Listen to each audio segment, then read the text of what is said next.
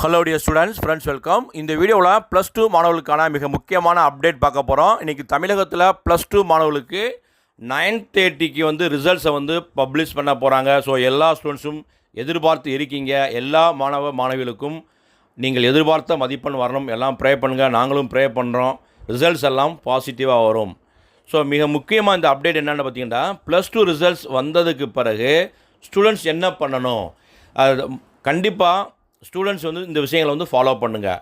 இப்போ டாப்பர்ஸாக இருக்கீங்க, நீங்கள் ஒரு 550க்கு மேலே ஸ்கோரை எக்ஸ்பெக்ட் பண்ணுறீங்க.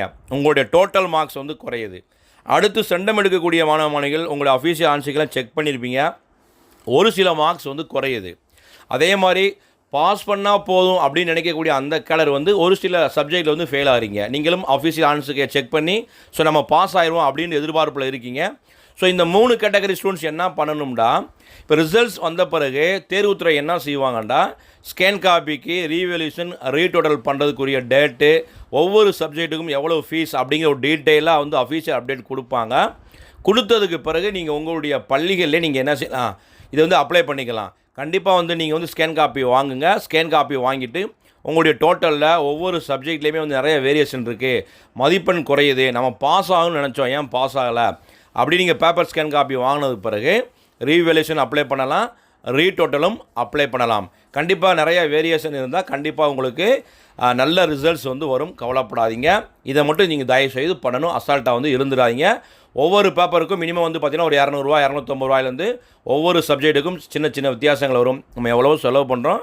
கண்டிப்பாக நீங்கள் பேப்பர் ஸ்கேன் காப்பி வாங்கி மார்க்ஸில் வித்தியாசம் இருந்தால் அப்ளை பண்ணுங்கள். இல்லை சார், எனக்கு மார்க்ஸ் எல்லாம் சாட்டிஸ்ஃபேக்ஷனாக இருக்குது, நான் எதிர்பார்த்த மதிப்பெண் வந்துருச்சுன்னா நாளை முதல் நீங்கள் எந்தெந்த கல்லூரியில் சேர விரும்புகிறீங்க, என்னென்ன படிப்பில் சேர விரும்புகிறீங்களோ அதுக்கு ஆன்லைனில் அப்ளிகேஷனை ரிஜிஸ்டர் பண்ணுங்கள். இப்போ ஆல்ரெடி பார்த்தீங்கன்னா நாளையிலேருந்து இன்ஜினியரிங் அப்ளை பண்ண ஆரம்பிச்சிருவாங்க. அதே மாதிரி ஆர்ட்ஸ் அண்ட் சயின்ஸ் லா, உங்களுக்கு எந்தெந்த கோர்ஸில் சேர விரும்புகிறீங்களோ தயவு செய்து நாளை முதல் ஆன்லைனில் அப்ளிகேஷனை போட்டுருங்க.